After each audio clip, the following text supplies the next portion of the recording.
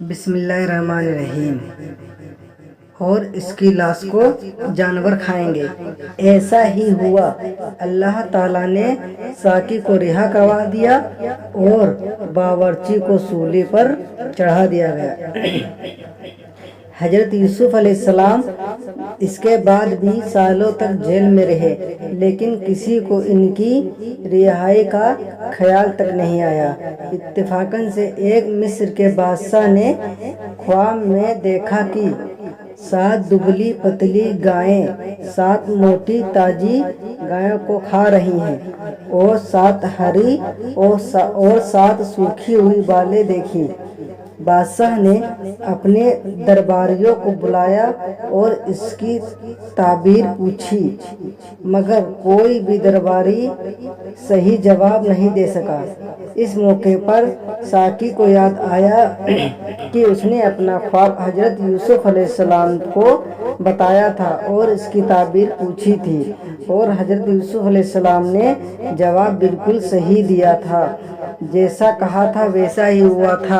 اس نے کہا کہ اس نے بادشاہ سے کہا کہ جیل میں ایک شخص جو ہے وہ خواب کی صحیح تعبیر بتا سکتا ہے۔ بادشاہ سے، جس کو عزیز مصر کہتے تھے، اجازت لے کر جب وہ جیل میں پہنچا اور حضرت یوسف علیہ السلام سے سارا واقعہ بیان کیا۔ حضرت یوسف علیہ السلام جب سارا بیان سن کے بعد انہوں نے فرمایا کہ اس خواب کی تعبیر جو ہے وہ یہ ہے کہ 7 سال ملک میں خوب غلہ پیدا ہوگا اور 7 سال سخت سوکھا پڑے گا، اور پھر 1 سال ایسا آئے گا جس میں خوب بارش ہوگی اور غلہ خوب ہوگا۔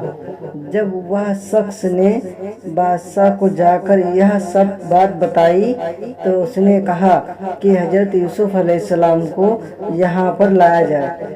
جب وہ دوبارہ درباری حضرت یوسف علیہ السلام کے پاس گیا اور بادشاہ کا پیغام بتایا تو آپ نے فرمایا تو حضرت یوسف علیہ السلام نے فرمایا کہ ان عورتوں کا کیا ہوا جنہوں نے مجھے دیکھ کے اپنے ہاتھ کاٹ لیے تھے؟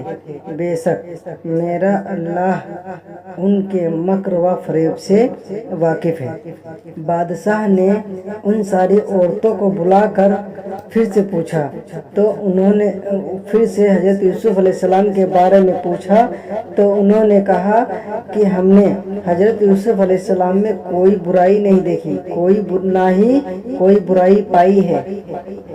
یہ سب دیکھ کر زلیخا بھی بولی کہ جب اب سب حق ظاہر ہو گیا ہے تو سچ بات میں بھی بتاتی ہوں کہ حضرت یوسف علیہ السلام کو میں نے ہی ورگلایا تھا، اور حضرت یوسف علیہ السلام بالکل سچا ہے۔